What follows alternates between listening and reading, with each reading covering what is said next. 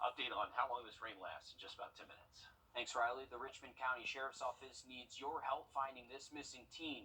18-year-old Javon Bradley was last seen November 30th getting on a Southeastern Stages bus bound for Atlanta. He made it there but did not meet his connecting transfer.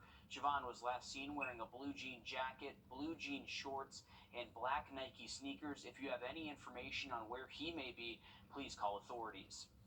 And today marks 11 days since 5-year-old Aspen Jeter was reported missing from Orangeburg after her mother was found dead. Now families and their attorney are making a plea to Aspen's father, Antar Jeter, to bring her back home. Family attorney Justin Bamberg says after losing her mother, it is going to take a village to raise her and make sure that she can have the best life possible. Since her mother's body was found and her death was ruled a homicide, authorities have been searching day and night for Aspen. Today, we're also learning new information about the little girl. Bamberg says she has a neurodevelopmental disorder called NEDASB. It makes it impossible for her to talk or walk. Bamberg has this message to Antar: you are not alone. Things can be figured out, and it's not just Aspen's safety, it's your safety as well. The Orangeburg County Sheriff says they are working this case 24/7, but as of today, he has no new updates. U.S. Senator John Ossoff's bipartisan bill to secure justice for victims of unsolved lynchings and murders signed into law today. Information from the Equal Justice Initiative says there were over 4,000 lynchings between the 1860s and 1960s in the U.S., with over 500 happening in Georgia. And many of these murders are still unsolved. Now the Civil Rights Cold Case Investigations Board will look into these unsolved lynchings and, if possible, find whoever is responsible and seek accountability. Well, meanwhile, the community centers, then if you live in Columbia County, you can vote at the Health Department, Grovetown Liberty Park, Patriots Park Gym, and the Board of Education.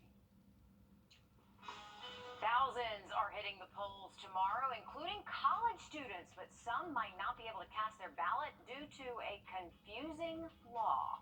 We'll explain in just a moment, Riley. Well, we are tracking rain heading into Election Day, and we possibly could see over an inch in a few spots. We'll have an update on the full forecast just after the break. Upper 70s by Thursday. A confusing election law is stopping some young people from voting in this election cycle. According to Georgia law, students at public colleges and universities can vote with their student ID. But students at private schools, including those at 7 out of 10 HBCUs, cannot. This issue impacts roughly 10,000 students in the state, which is a small number when you consider the total number of voters. But in a tight election, every vote counts. State House reporter Abby Kasoris explains. When you get to your polling location, a poll worker will ask you for your ID. If you're a student at one of the state's public colleges or universities, your student ID meets voter requirements. Students at HBCUs like Spelman University don't have that same opportunity. Having your vote count is basically having your voice heard.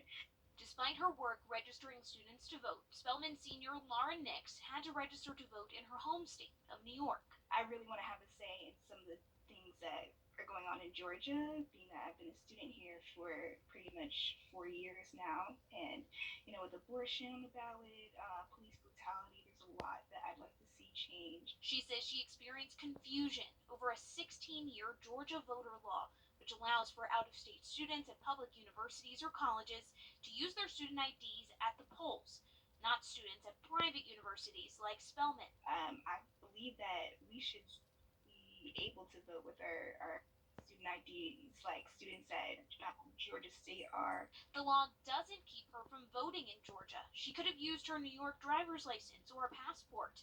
It was unclear for her, so she wants to make it clear for others. Familiarize yourself with election laws. Danielle Lang with the Campaign Legal Center says Georgia's voting requirements are some of the strictest in the country. Georgia has a long history of racial discrimination.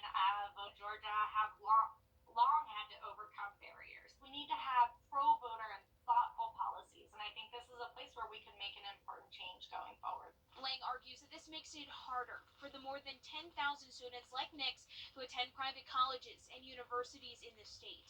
7 out of the 10 schools are HBCUs. In Atlanta, I'm Abby Kasoris. And just remember that those polls are open 7 to 7, so make sure you get out there and vote. Yeah, you go to your regular polling place to vote tomorrow. That might be confusing because of all the early voting locations, but tomorrow it is just like any other normal election day. Next on News 12, one driver behind bars after crashing into a university dorm down in Savannah. We've got the details after the break. Financing and delivery to meet your needs. For the top brands at the lowest prices, visit us at Davis Appliance and Furniture. Breaking news, we are sad to announce the passing of former Johnston, South Carolina Mayor Terrence Colbreth. And the police chief says that they got the call at around 9:30 last night. An autopsy has been scheduled. He was 39 years old. Cleanup is underway at one Georgia Southern dorm after police say a drunk driver crashed into the building. Landon Brock is facing several charges, including driving under the influence and driving without a license. You're looking at dash cam video from the night it happened. 134 students were evacuated from the building and put in hotels overnight. All but 40 of them are now being allowed back into their apartments. Those 40 students will be relocated long-term during the repairs. No one other than the driver was injured, and he is currently in jail. But this could have been so much worse. Yeah, a lot of people could have been Yeah, killed or heavy hurt. damage there too. We are well into the holiday shopping season, and as you look for that perfect present, one smart money move is purchasing refurbished gifts. And consumer investigator Carice Jackman gets an expert's take on the best refurbished items. With the holidays fast approaching, millions of Americans are making their lists and checking the price. Are you expecting to spend a lot this holiday? This holiday, as far as Christmas is concerned, yes, I'm going to spend at least over $3,000. I know that already. I would like to save some, but I just know holiday season I'm going to be spending a lot of money. According to the National Retail Federation, holiday sales are expected to increase between 6 and 8% over last year. But with inflation hitting a 40-year high and hovering near 8%, experts say many Americans are likely looking for ways to save. I mean, we definitely know that folks are concerned about rising prices this holiday season. It's why Lucas Gutterman with U.S. Public Interest Research Group says one way you can cut down on spending, buy a refurbished gift. One of the really great things about buying refurbished gifts is you can get a good deal. You can expect to save about 20% off of a new purchase and then 10% off every year that original new product has been out. It's also really good for the planet, though. It's an option Sierra Brown says she's considering. I know not a lot of people are as unfortunate as other people are, and this is just a way that can make everyone feel included and no one's left out. But before you buy, it's important to know which used items give you the best bang for your buck. We recommend things like expensive cameras and cell phones. That is a really great option for buying refurbished. Avoid things like TVs or things that touch your skin, like headphones. Those can be more fragile and generally are not as good.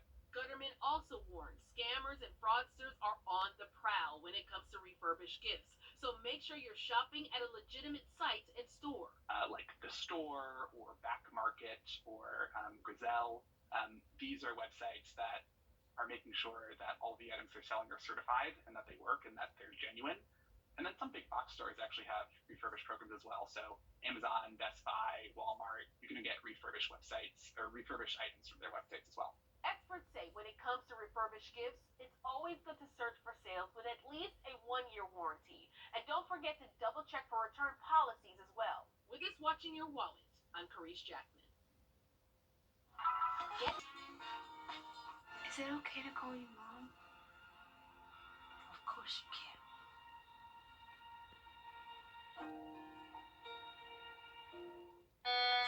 Chris Isaac.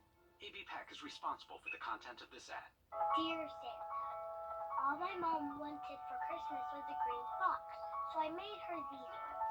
It seemed like a really boring gift, so I was hoping you could leave her something inside to make it super special. I hope you enjoy your cookies and milk. Sincerely, Bella.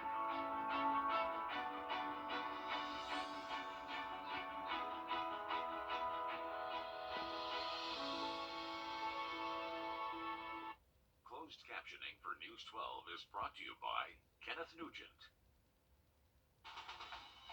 From the